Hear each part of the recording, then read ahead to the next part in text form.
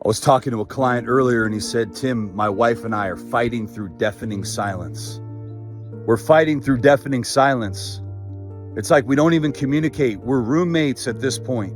We're just ships in the night, passing one another by. Went from romance to roommates. And he said, but I just don't. And he started to go. And as he started to talk entirely about all his wife's problems. And you know what? We do this because we get so frustrated because we've exhausted a strategy.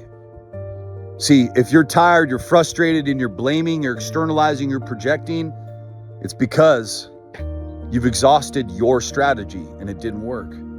See, it's like a normal response to your ego for you to just blame something else or someone else or some situation when what you tried didn't work. But what if I told you that it's not your fault that what you tried didn't work because what you tried didn't work? See, here's the thing. You have to get yourself to a position where you're able to take ownership again. The ownership that you take is going to free you. It's going to liberate you from being put in a position of victimhood and powerlessness. When you blame, it makes you a victim. It makes you powerless. When you ruminate in the story, what does it do? You stay in that cycle of rumination that keeps you stuck, keeps you bound, and prevents you from doing anything moving forward. Why? Because you're so resentful that you don't want to be the first person to take action. And so what do? You become passive aggressive. You try to punish your wife through your passive aggressive behavior.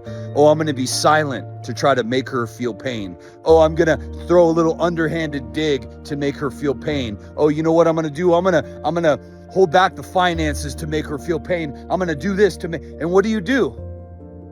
Bro, you're not getting over on anybody. You're getting over on yourself. You're getting over on you. Why? Because you're not that guy. That's not how you operate in your life. You're not the type of guy who sits back and allows something to happen in his life and doesn't take action to fix it. You're a fixer. You're a problem solver. You're a builder. You're ingenuitive. You're creative. That's the worst part about all this, is it's caused you to sit on the sideline and let your life pass you by. You've become just a passive bystander. Don't be that guy who just pulls out his iPhone and films as his marriage gets destroyed. If you want to bring it back to life, recognize that reviving your marriage means reviving the man within you. Reviving the man within you. Let's bring life to that man's eyes. Let's make that man feel something again. Let's get you back to a place where you've evolved, where you've transformed, where you've examined the situation and can stand in a space of total clarity, confidence. Guess what? When you get to that place, you're truly going to look around and you're going to be shocked that you allowed yourself to play the victim as long as you did. You're going to be shocked that you allowed yourself to continue to blame your wife as long as you did. You're going to be shocked. You're going to be shocked that you emotionally procrastinated and kept kicking the can down the road on issues in your life that meant a lot to you. Don't be that guy, because you're not that guy. So don't descend and slowly descend into a lesser version of you just because it seems like Mount Everest.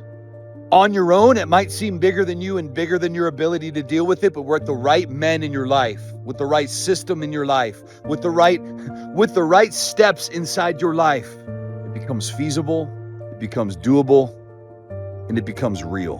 So you got to really ask yourself, man, what kind of choice do you want to make? Because anything that you're conscious of, anything that you're aware of, that you're not changing, once you become conscious of something, conscious of the problems, and you're not changing it, you're now choosing it. Anything that you're aware of, that you're conscious of, that you're not changing, you're now choosing. So choose wisely.